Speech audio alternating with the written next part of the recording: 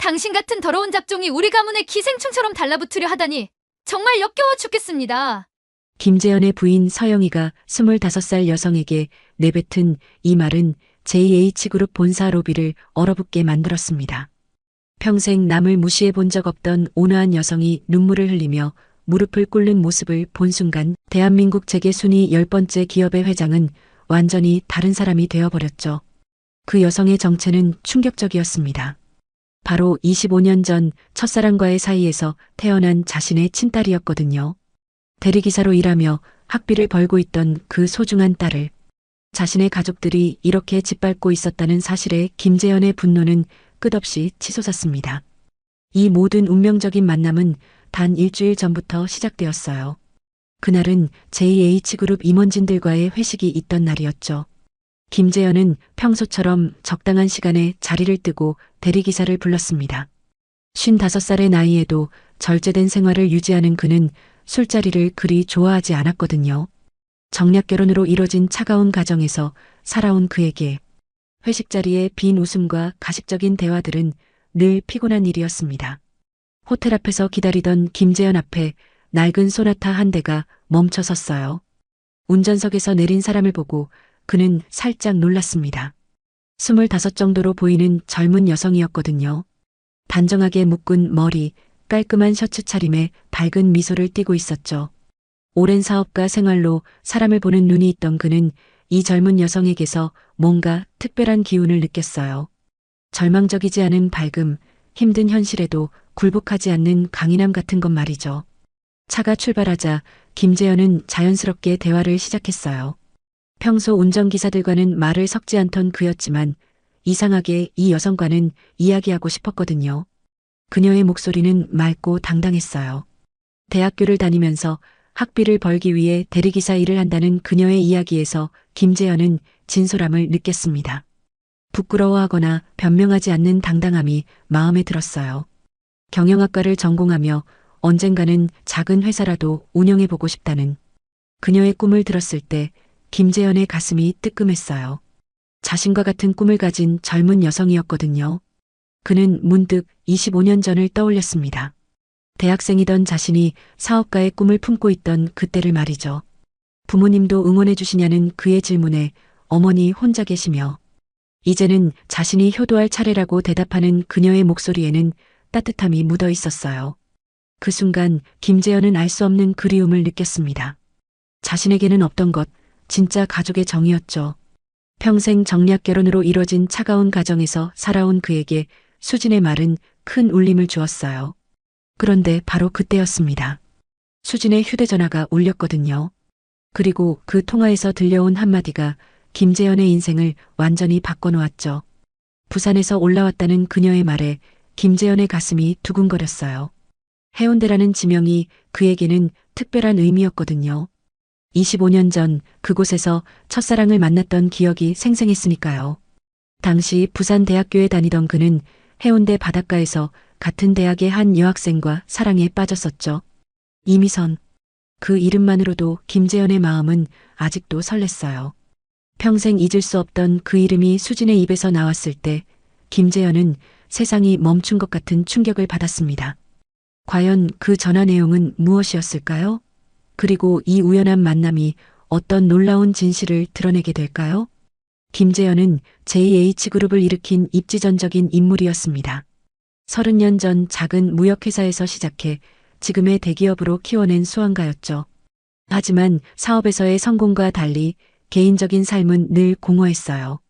정략 결혼으로 맺어진 부인과는 서로를 존중하지만 사랑은 없었고 아들 김현우는 부모의 재산만 바라보는 속물이었거든요.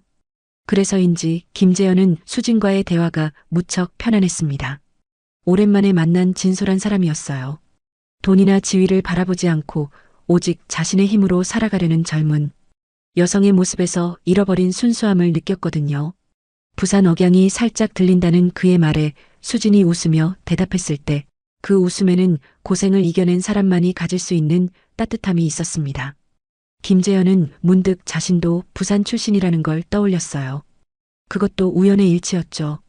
해운대에서 어머니가 작은 식당을 하고 계신다는 수진의 말에 김재현의 가슴이 두근거렸어요. 해운대라는 지명이 그에게는 특별한 의미였거든요. 25년 전 그곳에서 첫사랑을 만났던 기억이 생생했으니까요. 당시 부산대학교에 다니던 그는 해운대 바닷가에서 같은 대학의 한 여학생과 사랑에 빠졌었죠. 이미선. 그 이름만으로도 김재현의 마음은 아직도 설렜어요. 문학을 전공하던 그녀는 순수하고 따뜻한 사람이었습니다.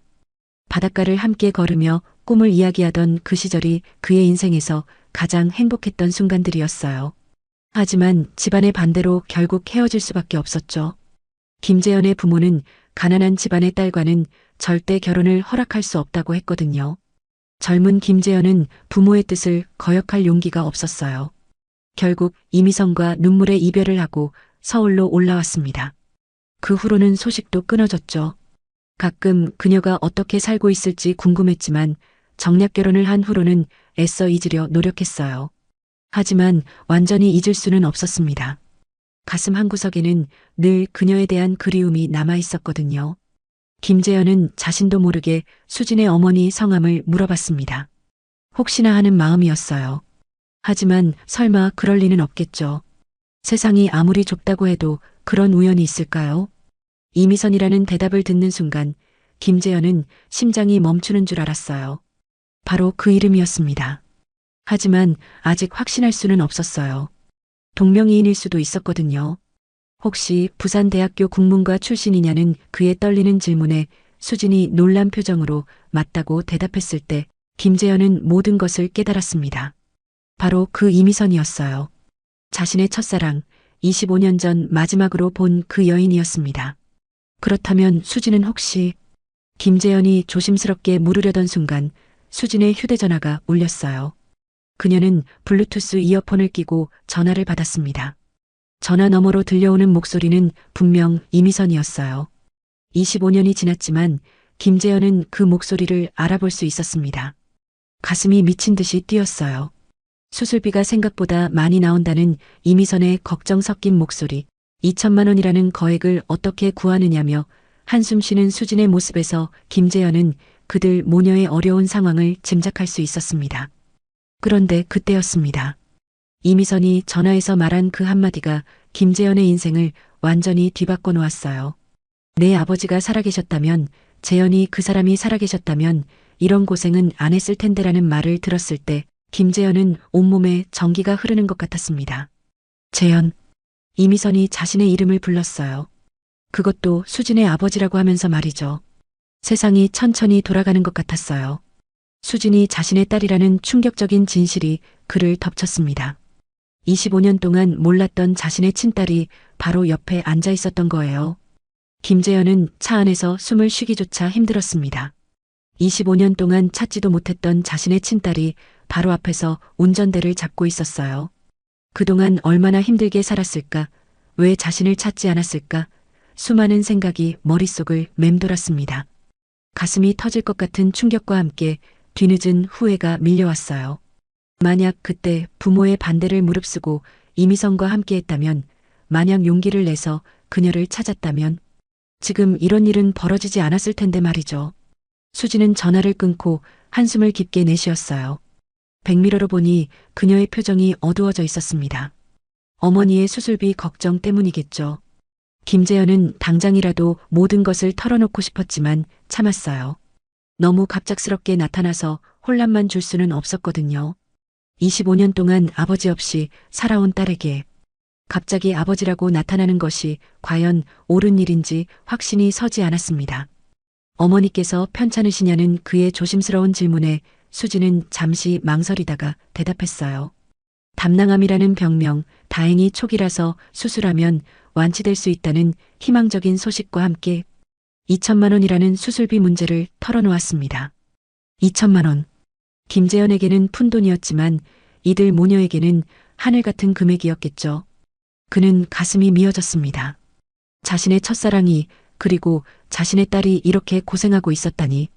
아버지는 어떻게 되셨느냐는 김재현의 직접적인 질문에 수진의 어깨가 살짝 떨렸습니다. 어머니가 자신을 임신했을 때 돌아가셨다고 들었으며 이름도 제대로 모른다는 그녀의 대답은 김재현에게 또 다른 충격이었어요. 거짓말이었습니다. 이미선이 자신을 지키기 위해 지어낸 거짓말이었어요. 김재현은 그 사실을 깨달으며 더욱 마음이 아팠습니다. 이미선은 25년 동안 혼자서 딸을 키우며 자신에 대한 원망도 삼켜버린 거였죠. 그때 김재현은 특별한 제안을 하나 꺼내들었습니다. 회사에서 장학생을 선발하고 있다는 핑계였어요. 물론 그런 제도는 없었습니다. 김재현이 즉석에서 만들어낸 핑계였죠. 하지만 딸을 도울 수 있는 유일한 방법이었거든요. 경영학과 우수 학생을 대상으로 하며 학비는 물론이고 생활비까지 지원한다는 말에 수진의 눈이 반짝였어요. 하지만 곧 고개를 저었습니다. 자신은 그런 혜택 받을 자격이 없다며 성적도 그렇게 뛰어나지 않다고 겸손해했죠. 성적보다 중요한 것은 인성이라는 김재현의 진심 어린 말에 수진은 잠시 생각에 잠겼습니다. 어머니를 위해 밤늦게 일하는 효심만으로도 충분하다는 그의 따뜻한 격려에 수진은 조금씩 마음을 열기 시작했어요. 회사 이름을 묻는 수진에게 JH그룹이라고 대답했을 때 수진이 급브레이크를 밟으며 놀라는 모습에서 김재현은 자신의 회사가 얼마나 큰 의미인지 새삼 깨달았습니다. 뒤에서 따라오던 차들이 경적을 울렸지만 수진은 신경 쓰지 않을 정도로 충격받았어요. 정말 그 대기업 JH그룹이냐는 떨리는 목소리의 질문에 김재현은 고개를 끄덕였습니다. 자신은 그냥 임원 중 한 명이라고 거짓말했어요. 아직 자신의 정체를 밝힐 때가 아니라고 생각했거든요. 하지만 수진을 도울 수 있는 길이 열렸다는 것만으로도 마음이 한결 가벼워졌습니다.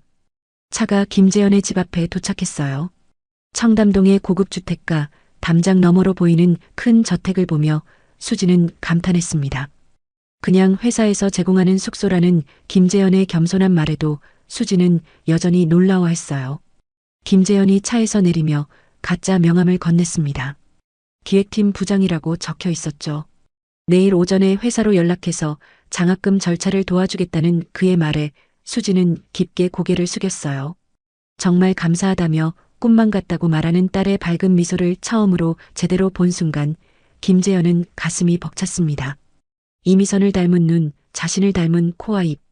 분명히 자신의 딸이었어요. 집 안으로 들어서자 부인 서영이가 거실에서 기다리고 있었어요. 평소보다 차가운 표정이었습니다. 그녀 옆에는 아들 김현우도 앉아 있었어요. 28살인 현우는 아버지를 닮지 않고 어머니 쪽 성격을 물려받아 계산적이고 차가운 면이 있었습니다. 거실의 분위기가 심상치 않다는 것을 김재현은 직감적으로 느꼈어요. 서영이의 표정은 평소보다 훨씬 심각했고 현우의 눈빛에는 뭔가 알고 있다는 듯한 기색이 역력했습니다. 회사 이사회에서 후계 문제를 다시 거론했다는 서영이의 말에 김재현은 한숨을 내쉬었어요. 예상했던 문제였습니다. 하지만 지금 상황에서는 더욱 복잡하게 느껴졌죠. 방금 전까지 자신의 진짜 딸을 만났던 터라 현우에 대한 마음이 더욱 복잡해졌거든요. 현우를 부회장으로 승진시키라는 압박이 심해졌다는 말에 김재현은 아들이 아직 경험이 부족하다며 좀 더 현장에서 배워야 한다고 대답했습니다. 28이나 됐는데 언제까지 기다려야 하느냐는 현우의 불만 섞인 목소리에서 김재현은 수진과의 차이를 느꼈어요. 같은 나이 또래인데 수진은 스스로 학비를 벌며 어머니를 돌보고 있었고 현우는 부모 재산만 기다리고 있었거든요. 실력을 먼저 보여주라는 아버지의 말에 현우는 목소리를 높였습니다. 자신이 뭘 더 해야 하느냐며 반발했어요. 서영이도 남편을 쏘아보며 거들었습니다. 현우는 명문대를 나와서 MBA까지 받았는데 더 이상 무엇을 증명하라는 거냐고 따졌죠. 김재현은 대답하지 않았어요. 학벌이 전부가 아니라는 걸 그들은 이해하지 못했습니다. 진짜 실력은 현장에서 나오는 것이고 사람을 대하는 마음가짐에서 나오는 거였거든요. 다음 날 아침 김재현은 일찍 출근해서 비서 김대리를 불렀습니다. 특별 장학금 제도를 만들어달라는 지시에 김대리는 갑자기 왜 그런 제도를 만드느냐고 의아해했지만 우리 회사의 미래를 위해서라는 김재현의 대답에 고개를 끄덕이며 메모했어요. 그때 김재현의 휴대전화가 울렸습니다. 수진에게서 온 전화였어요. 어제 말씀해주신 장학금 건으로 연락한다는 수진의 밝은 목소리에 김재현은 기다렸다며 지금 회사로 오라고 했습니다. 전화를 끄는 김재현은 가슴이 뛰었어요. 딸을 다시 만날 수 있다는 기대감이었습니다. 하지만 동시에 걱정도 됐어요. 자신의 정체를 언제 밝혀야 할지, 그리고 이미선에게는 어떻게 접근해야 할지 막막했거든요. 1시간 후 수진이 JH그룹 본사에 도착했어요. 김재현은 일부러 로비에서 기다렸습니다. 정장을 차려입은 수진의 모습은 더욱 당당해 보였어요. 어제보다 더 인상이 좋아 보인다는 김재현의 말에 수진도 환하게 웃었습니다. 정말 꿈만 같다며 이런 큰 회사에 들어올 수 있다니 감격해하는 수진의 모습에서 김재현은 순수함을 느꼈어요. 김재현은 수진을 회의실로 안내했어요. 가짜 서류들을 미리 준비해둔 상태였습니다.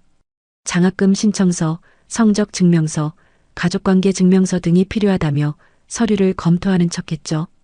가족관계 증명서에서 아버지란이 공란으로 되어 있다는 김재현의 말에 수진의 표정이 잠시 어두워졌어요. 자신이 태어나기 전에 돌아가셨다는 수진의 대답에 김재현은 어머니께서 많이 힘드셨겠다며 진심 어린 위로를 건넸습니다. 어머니는 정말 대단한 분이라며 혼자서 자신을 키우면서도 한 번도 아버지 욕을 한 적이 없다는 수진의 말을 들으며 김재현의 가슴은 찢어질 것 같았어요. 오히려 아버지가 살아계셨다면 우리를 잘 돌봐주셨을 거라고 하신다는 수진의 말은 이미선이 자신을 여전히 사랑하고 있다는 뜻이었거든요. 25년 동안 원망하지 않고 기다려준 그 마음이 너무나 고마웠습니다. 장학금은 월 200만 원씩 지급되며 특별히 가족 의료비 지원도 포함되어 있다는 김재현의 말에 수진의 눈이 커졌어요. 최대 5천만 원까지 지원 가능하다는 말에 수진은 눈물을 글썽였습니다. 물론 그런 제도는 없었어요. 김재현이 개인적으로 지원할 예정이었거든요. 정말 감사하다며 어떻게 이런 혜택을 받을 수 있느냐고 묻는 수진에게 김재현은 당신이 그럴 자격이 있는 사람이라고 따뜻하게 말했습니다. 그 순간 수진의 휴대전화가 울렸어요. 급한 전화인 것 같았습니다. 수진이 잠깐만 기다려달라며 죄송하다고 한 후 전화를 받았는데 이번에는 울먹이는 목소리였어요. 엄마가 왜 우느냐며 무슨 일이냐고 묻는 수진의 목소리에서 김재현은 불안함을 감지했습니다. 전화 너머로 이미선의 흐느끼는 소리가 들렸어요. 김재현도 긴장했습니다. 어떤 사람들이 집에 와서 협박을 했다는 이미선의 말, 수진의 아버지가 살아있다며 우리를 가만 안 두겠다고 했다는 내용에 김재현은 순간 머리가 하얘졌습니다. 누군가 이미선 모녀를 협박하고 있다는 거였어요. 김재현은 즉시 상황의 심각성을 깨달았습니다. 누군가 이미선 모녀의 존재를 알고 협박하고 있다는 건 자신의 과거가 들통났다는 뜻이었어요. 그리고 그런 일을 할 수 있는 사람은 많지 않았습니다.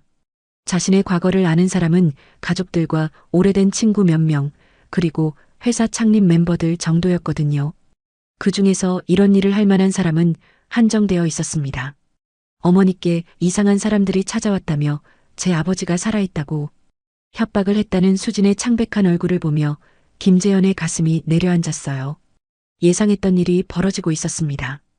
혹시 도움이 필요하면 언제든 연락하라며 회사에서 법무팀 지원도 가능하다고 말하는 김재현에게 수진은 정말 괜찮을지, 자신들 같은 사람들 때문에 회사에 피해가 가지 않을지 걱정했어요. 그런 걱정은 하지 말라며 장학생을 보호하는 것도 회사의 책임이라고 안심시킨 후 수진은 고개를 숙여 인사하고 급히 나갔습니다. 김재현은 즉시 김대리를 불렀습니다. 우리 회사 임직원 중에 부산 지역에 연고가 있는 사람들을 조사해보라고, 특히 최근에 부산에 다녀온 사람이 있는지 확인해달라고 지시했어요. 무슨 일이 있느냐는 김대리의 질문에 중요한 일이라며 최대한 빨리 확인해달라고 재촉했습니다. 김대리가 나간 후 김재현은 혼자 생각에 잠겼어요. 자신의 과거를 아는 사람은 많지 않았습니다. 가족들과 오래된 친구 몇 명, 그리고 회사 창립 멤버들 정도였어요.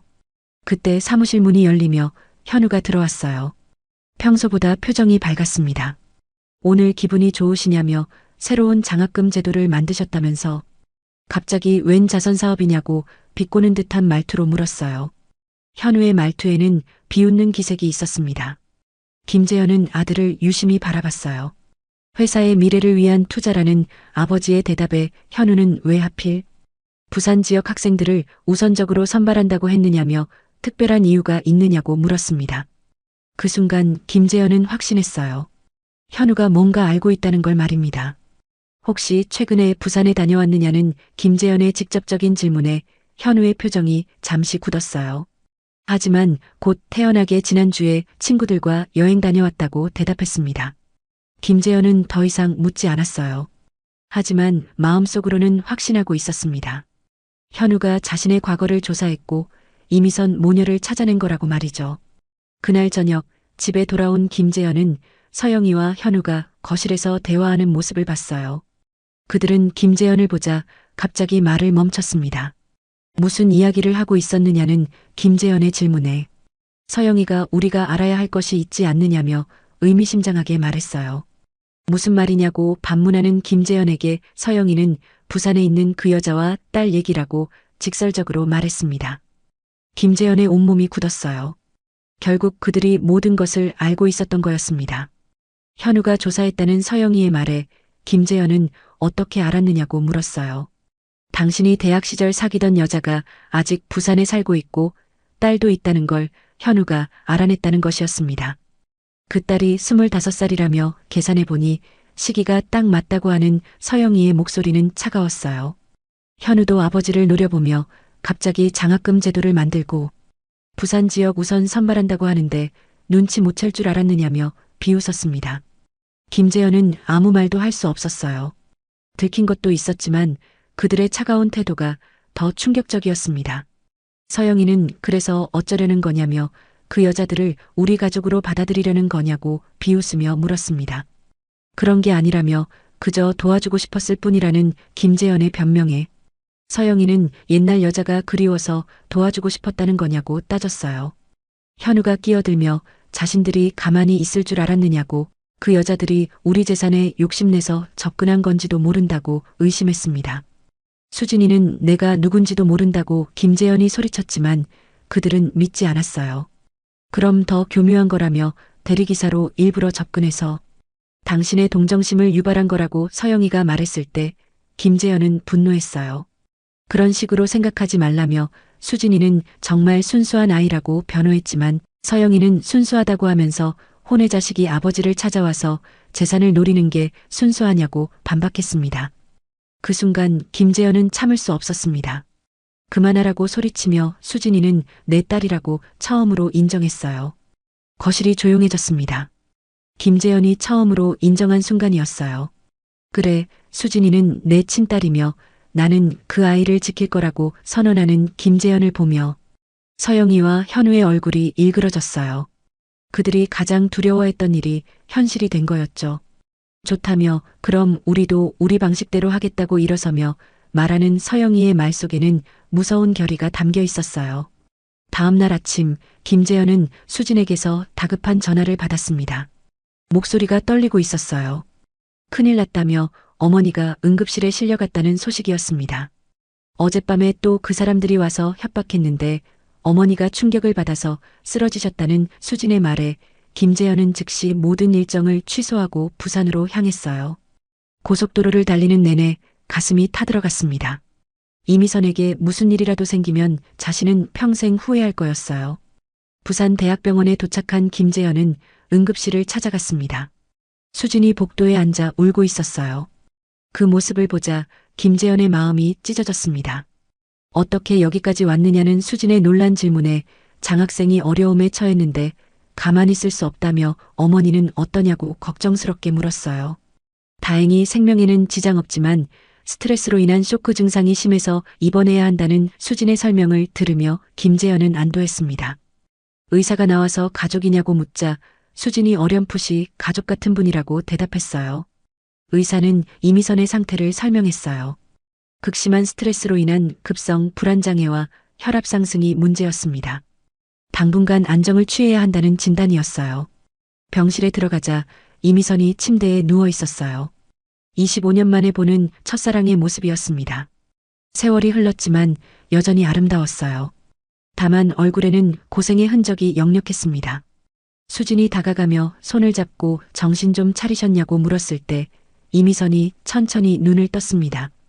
미안하다며 엄마가 너무 놀라서 그랬다고 사과하는 이미선에게 수진은 괜찮다며 이제 안전하다고 위로했어요.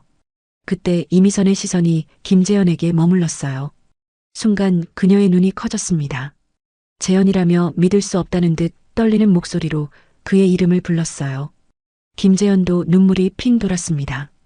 오랜만이라며 미선 씨라고 부르는 김재현을 보며 이미선은 꿈을 꾸는 거냐며 어떻게 여기에 있느냐고 물었어요. 수진 씨가 우리 회사 장학생이 되었는데 어머니께서 편찮으시다고 해서 왔다는 김재현의 설명에 이미선은 수진을 바라보며 놀란 표정을 지었어요. 수진은 이분이 JH그룹 기획팀 부장님이라며 자신에게 장학금도 주시고 어머니 병원비도 지원해 주신다고 했다고 설명했어요. 이미선은 김재현을 바라보며 복잡한 표정을 지었습니다. 모든 것을 알고 있다는 듯한 눈빛이었어요. 김재현이 잠깐 이야기 좀 할 수 있겠냐고 조심스럽게 말하자 이미선은 수진에게 잠깐 밖에 나가 있으라고 했어요. 둘만 남은 병실은 조용했습니다. 25년의 시간이 한순간에 사라진 것 같았어요. 수진이가 내 딸이냐는 김재현의 떨리는 질문에 이미선은 고개를 끄덕였어요. 미안하다며 말하지 못해서 그랬다고 사과하는 이미선에게 김재현은 왜 연락하지 않았냐며 왜 혼자 키웠냐고 물었습니다. 당신은 이미 다른 길을 가고 있었다며 정략 결혼도 하고 사업도 성공했는데 자신들 때문에 김재현의 인생이 망가질 수는 없었다고 말하는 이미선의 목소리에는 깊은 아픔이 묻어 있었어요. 그래도 알 권리는 있었다며 수진이를 볼 권리도 있었다고 항변하는 김재현에게 이미선은 정말 그랬을지 의문을 표했어요. 수진이는 정말 좋은 아이로 자랐다며 당신을 닮아서 의지도 강하고 꿈도 크다고 말하는 이미선의 모습에서 김재현은 어머니의 사랑을 느꼈어요. 하지만 이제 와서 아버지라고 나타나면 그 아이가 혼란스러워할 거라는 이미선의 걱정에 김재현은 가슴이 아팠습니다. 이미선의 말이 맞았어요. 하지만 이제 와서 그냥 모른 척할 수도 없었거든요. 누가 당신들을 협박했느냐는 김재현의 질문에 이미선은 모르는 사람들이었다고 대답했어요. 정장을 입은 남자 둘이 와서 수진이 아버지가 살아있으니까 함부로 행동하지 말라고 분수를 알라고 협박했다는 것이었습니다. 김재현의 분노가 치솟았어요.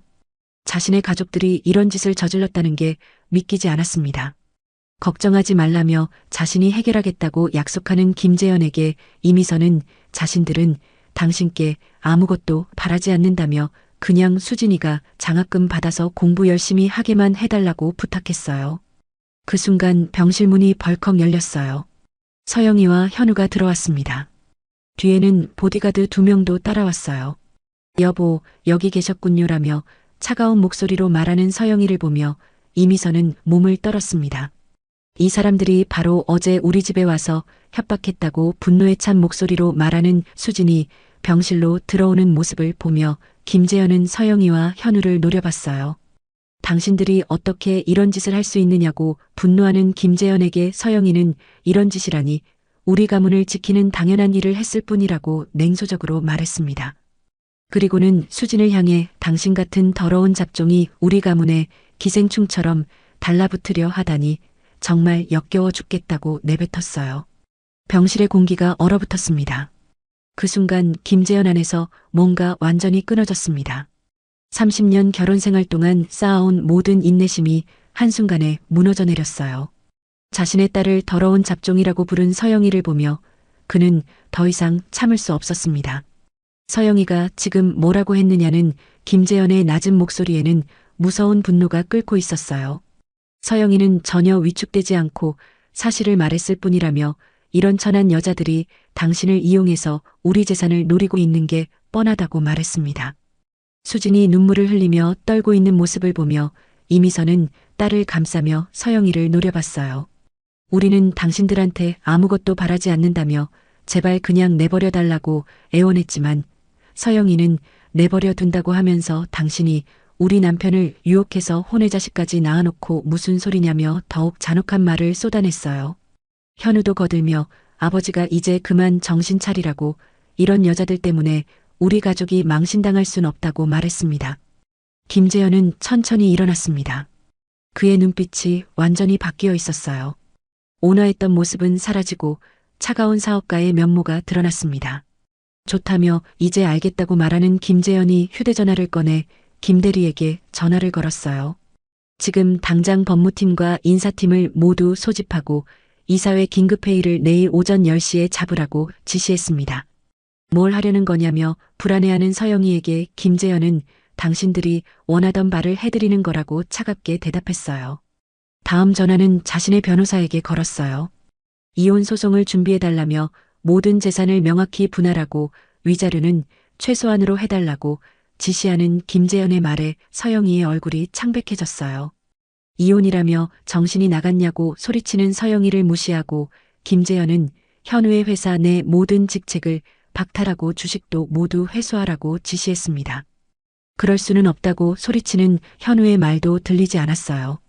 세 번째 전화는 회사 보안팀장에게 걸었습니다. 김현우 상무와 그의 측근들이 회사 기밀을 유출한 정황이 있다며 내일 오전까지 모든 증거를 수집해달라고 지시했어요. 김재현은 전화를 끊고 서영이와 현우를 바라봤습니다.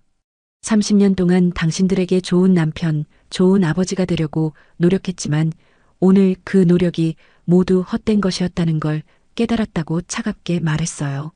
진정하라며 우리가 좀 심했지만이라고 변명하는 서영이에게 김재현은 심했다고 하면서 당신은 내 딸을 더러운 잡종이라고 했다며 용서받을 수 없는 말이라고 분노했습니다. 김재현이 수진에게 다가가서 미안하다며 아버지가 늦었다고 말했을 때 수진은 눈을 크게 뜨며 아버지라고 반문했어요. 그렇다며 나는 당신의 아버지 김재현이고 JH그룹의 회장이며 25년 동안 당신을 찾고 있었다고 밝혔습니다. 병실이 조용해졌어요. 수진은 믿을 수 없다는 표정으로 김재현을 바라봤습니다.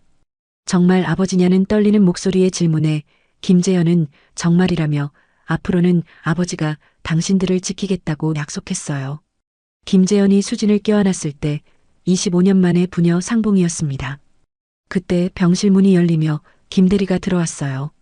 뒤따라 보안팀원들과 경찰들이 함께 왔습니다. 현우 상무님과 사모님을 협박 및 공갈 혐의로 체포하겠다고 경찰이 수갑을 꺼내자 서영이가 이럴 수는 없다며 자신은 JH그룹 회장 부인이라고 소리쳤어요. 이제 아니라고 차갑게 말하는 김재현의 지시로 이혼 서류와 현우의 해임 서류를 이사회에서 처리하고 이들이 수진 모녀에게 한 협박에 대해서는 끝까지 법적 책임을 묻겠다고 선언했습니다.